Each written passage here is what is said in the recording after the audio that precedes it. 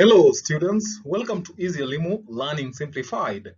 I am your teacher, Mr. Stanley Mbogo. So, dear students, welcome back. This is another session, and in this session, I'd like us to look at something under listening and speaking, and that is nonverbal cues in communication. So, nonverbal cues in communication, dear students, are any other way of expressing oneself apart from using the actual words. So we have got, a number of ways in which we can express our feelings or ideas without necessarily uttering a word, and that is what we want to find out right about now. So some of the non-verbal cues of communication or in communication that we are going to discuss in this episode is number one, facial expression.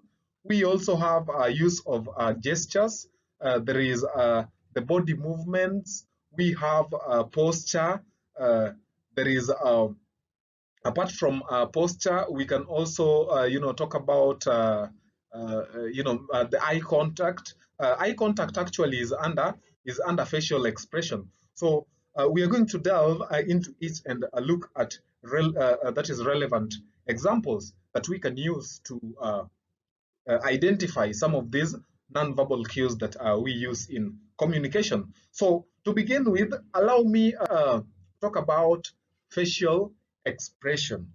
So facial expression, dear learners, is the manipulation of face muscles proposed to add meaning to our communication.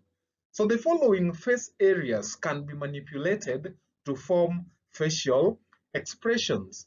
The first face area that we can manipulate to form a facial expression is the mouth.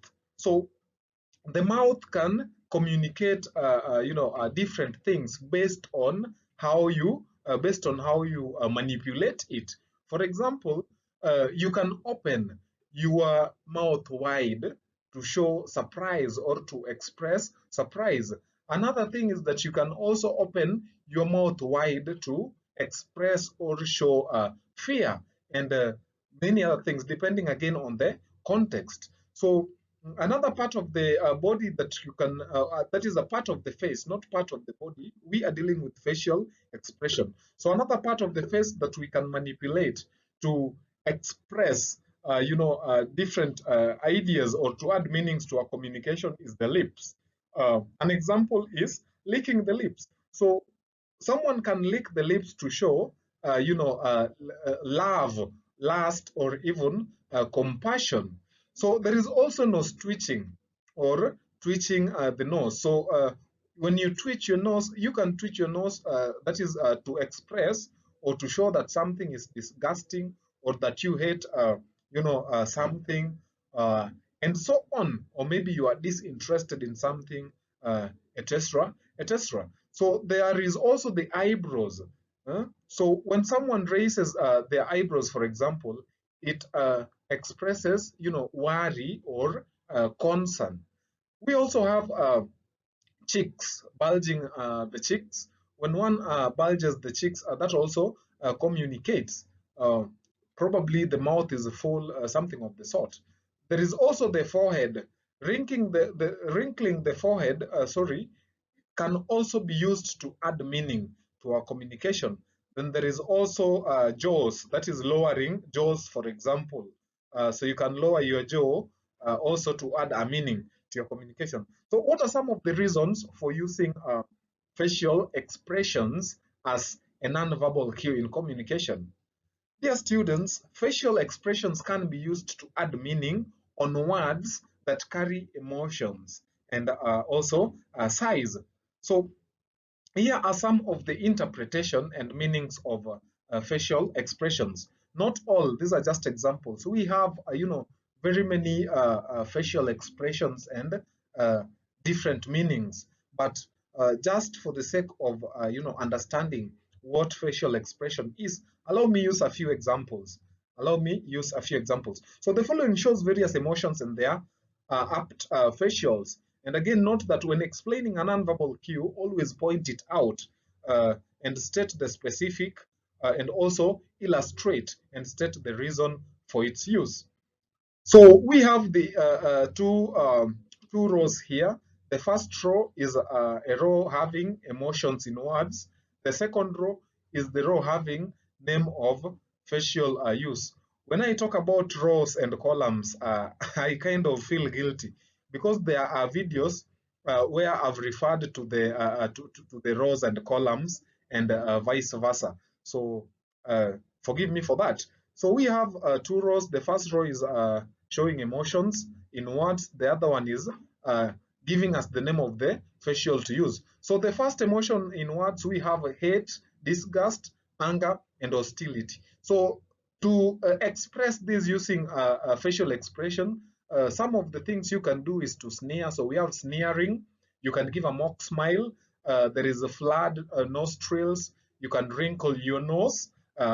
You can frown. So the next emotion that we have is that is excitement and happiness. So if you want to express feelings of excitement and happiness, you can do that by flashing your eyes or giving a broad smile.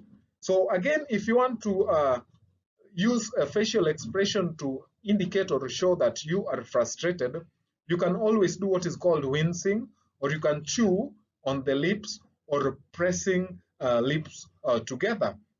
Another emotion that we have is, a feeling of embarrassment. So when you want to again express or show this feeling, you can do that by lowering the face. Then there is also secrecy. So you can, indicate that something is a secret to the other person by winking or giving a sly smile. We also have feeling of surprise, and this can be shown by widening the eyes. Then we also have the feelings or emotions of depression, disinterested or bored. So that can be, demonstrated using a vacant stare. So those are some of the examples of, the emotion in words and some of the facial expressions that we can use. So on to the next nonverbal cue, that is appearance and grooming.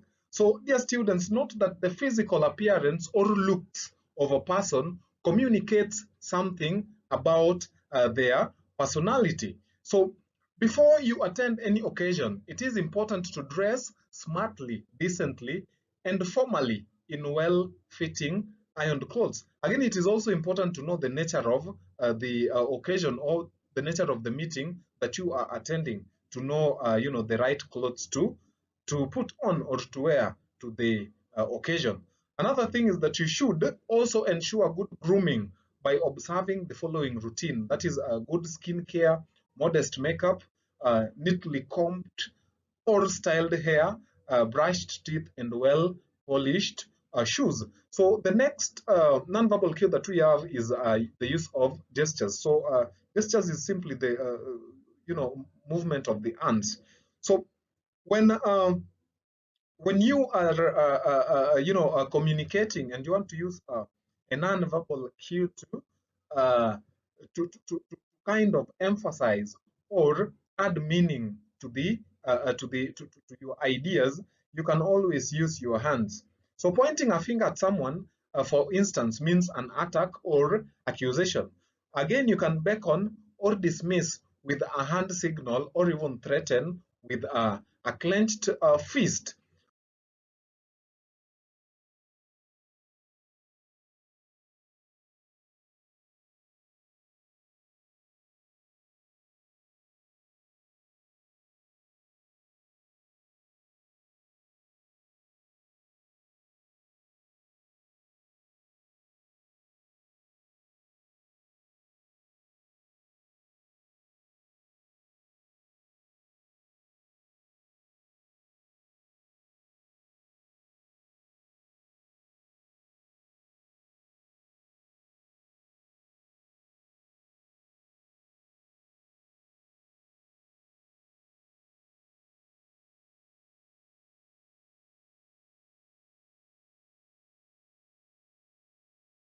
Read from some of your body movements. So dear students, that brings us to the end of the session. Thank you for keeping it easy, Elimu, and thank you for staying tuned till the end. Until next time, I'm your teacher, Mr. Stanley Ombogo. Bye.